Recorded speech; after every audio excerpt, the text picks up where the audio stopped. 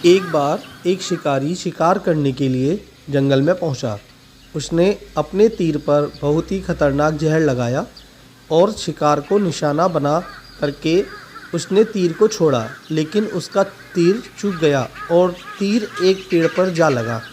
वह पेड़ बहुत ही हरा भरा और बहुत सारे तोते उस पर रहते थे।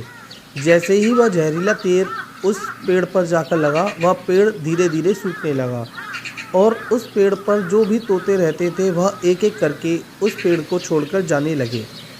उस बड़े से पेड़ के कोटर में एक बहुत ही बूढ़ा तोता रहता था, तो बहुत ही धर्मात्मा और अच्छे मन का था।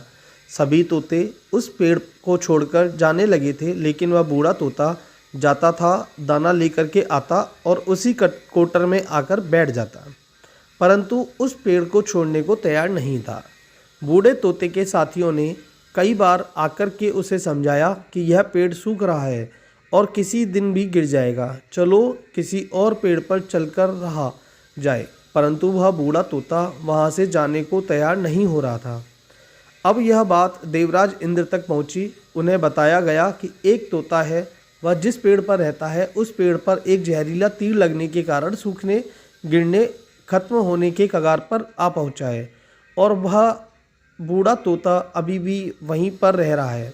वह दाना लेकर आता है और वहीं पर रहता है, जबकि उस जंगल में बहुत सारे पेड़ हैं, लेकिन वह उसी पेड़ पर रह रहा है।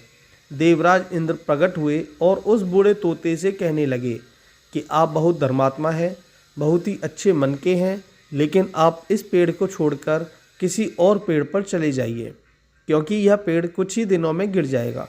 तालाब के पास में बहुत से बड़े बड़े हरे भरे पेड़ हैं, बड़े बड़े कोटर हैं, उन पेड़ों पर फल भी लगे हुए हैं, उन्हें वहीं पर तोड़कर खा सकते हैं, परंतु यहाँ से आप चले जाएं।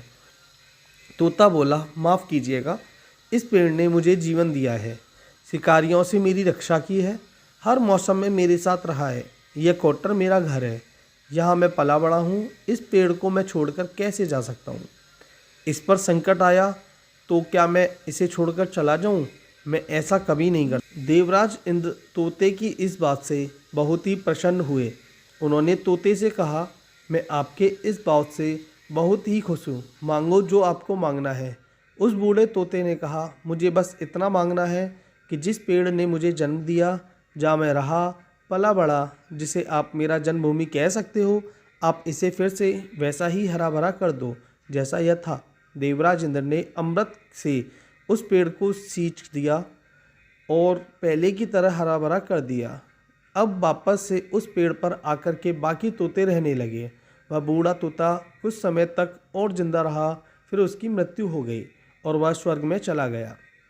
यह कहानी हमें सिखाती है कि जब भी किसी इंसान का बुरा दौर आता है तो इमोशनली वह टूट जाता है, उसे किसी के सहारे की ज़रूरत होती है, किसी की आवश्यकता होती है। अगर आप ऐसे समय में उसे छोड़कर चले जाएंगे, उससे बात नहीं करेंगे, मुंह मोड़ लेंगे, तो उसे बुरा कोई नहीं है, क्योंकि आप किसी के सुख का साथी बने या ना बने, लेकिन आपको हमेशा किसी के दुख का साथी ज़रूर बनना चाहिए।